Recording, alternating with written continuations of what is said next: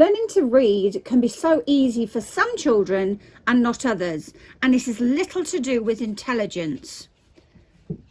We need to show the code to all the children so no children find learning to read and spell difficult. It's just a code.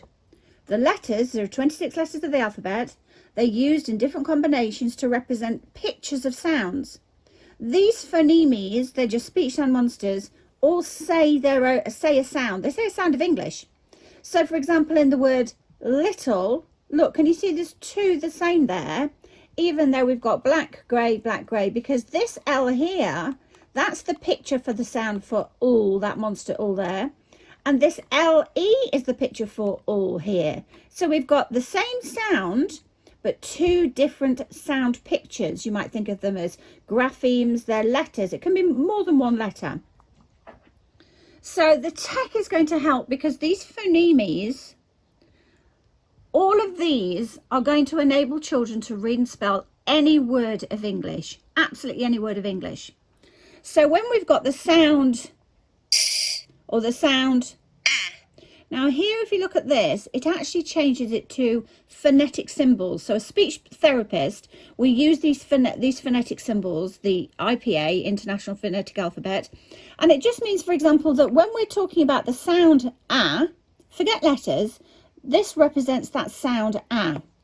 So let's just toggle to the phonemes. So this monster just says A. So in the word, for example, and there's the monster sound. They're the pictures of the sound in this word. So we've got and. Now spelling is actually a lot better for teaching reading than actually the other way around. It sounds quite funny, but when you show children it this way round and you say, right, now you've got to figure out which of the letters that go with whatever, if they already know that, that's great, but if they don't, it can be really hard. So let's just and they can hear those sounds in the words with something called phonemic awareness. So if they can hear those sounds like and, we use duck hands just to segment, so we go and. Okay, if they can hear those sounds, forget at the moment the letters. They might not know the letters, they might not know the graphemes, whatever. All they need to do is play it in those sounds. So and.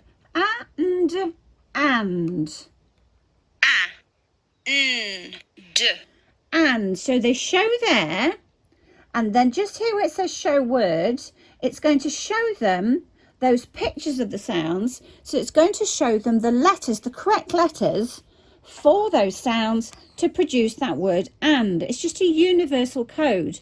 The written code is just created with those 26 letters to represent speech sounds, and it assumes that there's kind of one way to say the words. That's why it's an international phonetic alphabet, even though we don't. So often, like, for example, a child might go and, but they might go and if they're in Australia or whatever, because accents are going to make a difference, but we need to have this universal code. So so the best way you can help your child is actually, and they're going to learn these phonemes really quickly, they can use the 2-minute on here, they can use the 2-minute monster video. We've also got Spelling Cloud poems, but we just do the 2-minute monsters every day. They learn the monsters really quickly, but also just playing with it. So you might think, oh, I know the letters, I know the sounds and, but I actually can't remember the monsters at the moment. So just type it in, just type a word in here to check the mapping. So it'll come up and, oh, okay. And you can do that with, we've got about 20,000 words in there already. And if you do this and the word doesn't come up, just let me know and I'll add it into the word bank. The idea is that we get the biggest word bank in the world.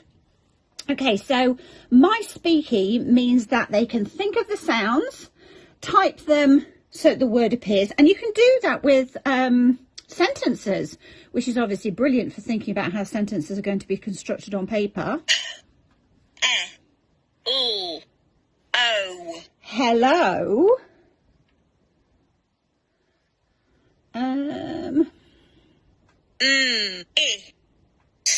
Don't know why I'm saying hello to myself, but hello, miss.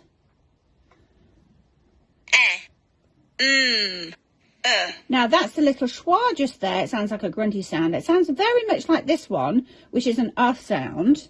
But in my name, Emma, the technically the last sound is the schwa, Emma, and that sounds a bit weird. But anyway, so hello, Miss Emma. Hello, Miss Emma. And we're still working on this. So it sounds good compared to how it was, but we're still working on that. Now, supposing you thought, oh, goodness me, I wanted to type Emma, but I didn't know which ones to type in. Check now, and it will tell you which monsters to type. So when you have your non-speaking child who wants to type when they go to Macca's or whatever, you know, cheeseburger with fries, or, you know, Happy Meal, please. Actually, let's do Happy Meal, please. Let's just have a go. Okay, so we might do Happy Meal. Happy. Happy. Meal. Happy Meal. Happy Meal, please, so the child can just hold it up. Happy Meal, please. Happy Meal, please. It might be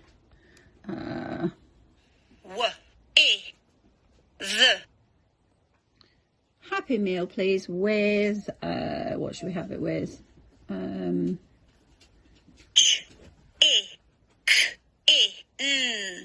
Chicken.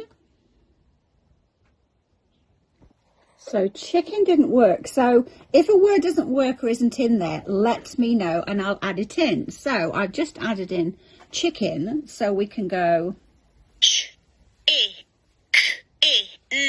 chicken. So Happy Meal with chicken nuggets. Nuggets. Nuggets. Oh, okay. Happy Meal with chicken nuggets. Still be polite. Okay, Happy Meal with chicken nuggets, please. Happy Meal with chicken nuggets, please. Now, if you don't use the same sounds, like you sort of just I went, was it nuggets? And I was thinking, what sounds? The sounds might not be the sounds you use, because this is the universal code. So if you think, oh, why is it not working when I'm pressing the sounds that I use? Then just type the word in and see the sounds that the speech sound king, who created this universal code, said this is what we're using. Nuggets. And this actually aligns with the IPA really nicely. So as you play with this, you'll realize, okay, so this shows where those phonemes are. If I started to get all interested in the IPA, I could actually see how this all kind of works like that. So if you're a speech therapist or whatever else, you're probably going to be quite interested in that. My speaker is going to be speech to print mapping, but that's also your one screen AAC device. Type the sounds, you can create whole sentences, whatever. If you get to any words you're not sure of, check the word, check mapping, or tell me if the word isn't in there. Now we've got here, can you see map and drag, and we've got map and drag manual mapping.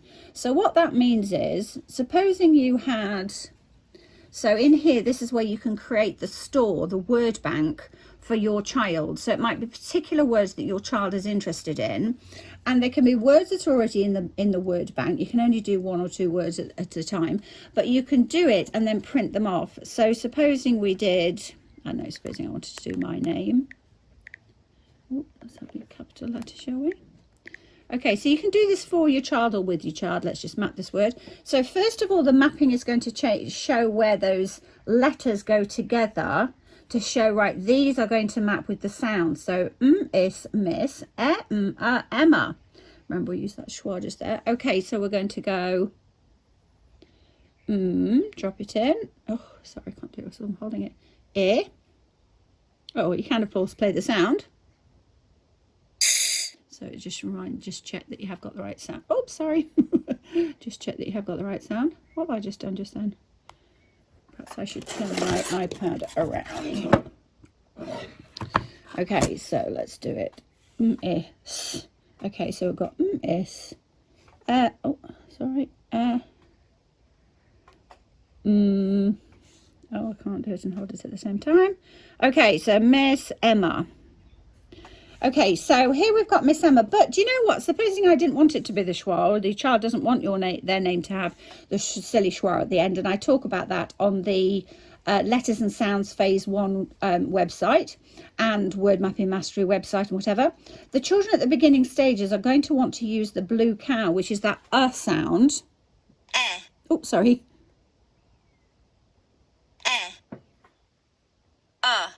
So they're going to want to use that because when you segment words, you're going to overpronounce. So the children would think ah, and they'd think ah. So they'd say, well, so I want it to be Whereas technically the Speech Sound King, the IPA, whatever else, it would say it's actually the schwa. But if I do it properly with the schwa, let's say if it's a child's name, they'll say, no, I don't want to use that one. I want to use the blue cow. So just use the blue cow. Just move the blue cow down, or however your child pronounces their name or whatever.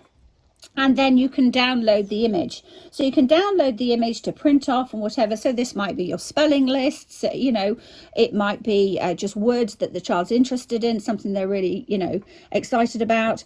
But Map and Drag is great because, you know, you can build that store of words and put it in their folder and whatever else. Now, the naughty speech sound frog is always messing things up, and we've got to keep an eye out because he'll change the punctuation. He might do a lowercase instead of a capital. He might eat the comma or the question mark or the full stop, whatever. Look what he's done here. Oh my goodness me. I'm very conscious of the fact that a lot of children worry about getting things wrong. So the naughty speech sound frog is rather brilliant because whenever there's an error, a mistake, whatever, we go, oh, that naughty frog, and it gets to be a bit of some fun. So let's just delete that because it's not Miss Emma, is it? It's Miss Emma. It's Miss Emma, Miss Emma. And this time when we download the image, it will be right. But sometimes we mess them up, print them off for the children just so they can see what the naughty speech sound frog did. They find it so much fun. No, that's brown. That's right. That naughty frog. That naughty frog changed into colours. They changed it to brown. Yeah, but this one has green. That's right. But naughty frog changed it into brown. But the ball is green on this side. That's right. But it says I brown. know. Naughty frog. Naughty frog. Right, well, what's wrong? Monday. Monday. What's wrong? Oh, you're right, it's wrong. Yeah, the monster wrong. It's M-A-N-D-E. Monday. You are so right. Let's fix that up right away, shall we? How's that? Is that better? Let's see. Monday.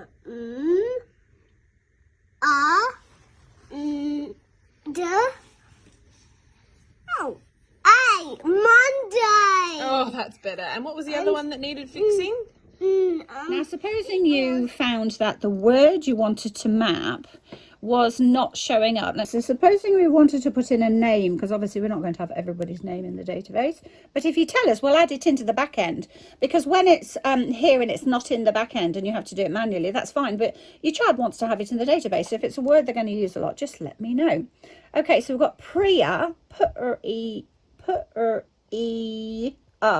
actually that's not going to be that, but anyway, it's a red word, it's not in there, and you don't want to wait for me, let's say.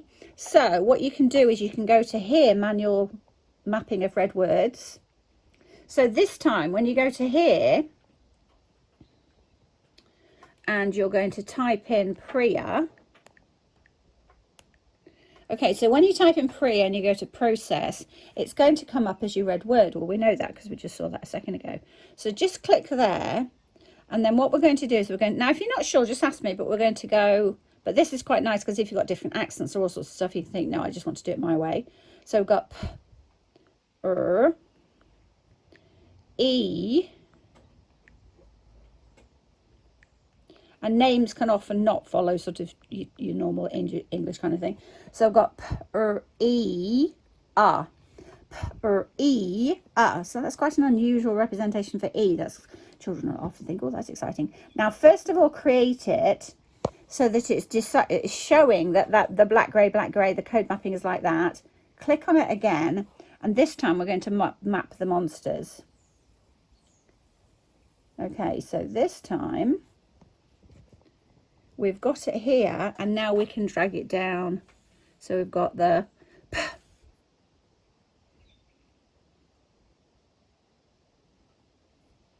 Don't know why the sound's not working, but okay. Oh, don't know why the sound's not working. P or E. And then again, do they want to go pre-a or pre-a? So it's up to you. Oops, not pre-a. Okay, wrong one. Okay, so let's do pre-a. Okay, so now we've got pre-a, that person's name, mapped how they want it, code mapped how they want it, monster mapped how they want it, and download it and print it off. Brilliant.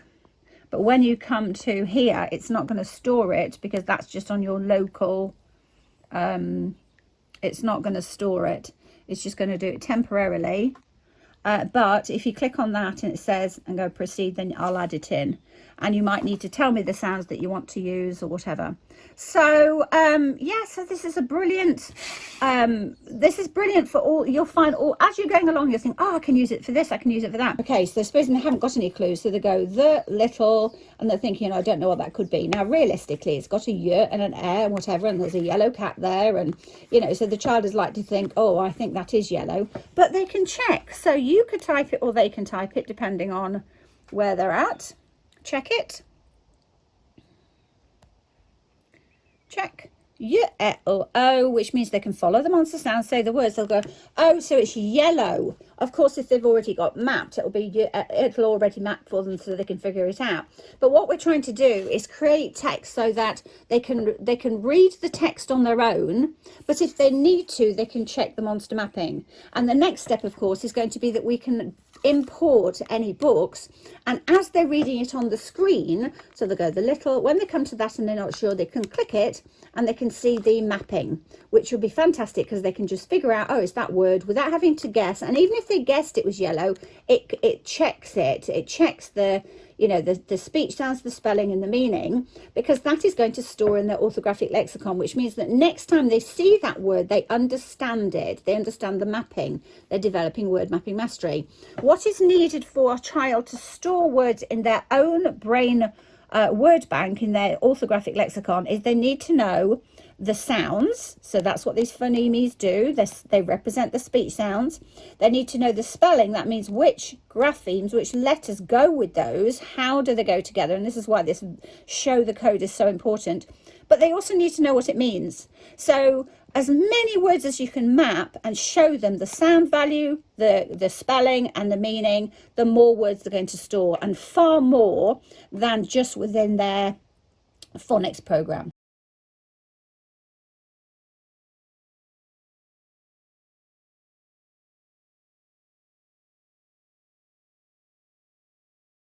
Can you find monster S? G. F. No, that wasn't it. Ah! Oh, high five! Oh, I'm working. It's working. You found monster S. Can you find monster? Who's this monster? Can you find monster A?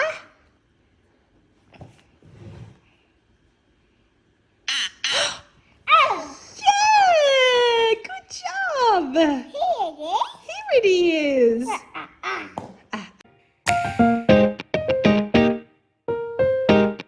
Let's play a word on my speaky. Which one do you want to do?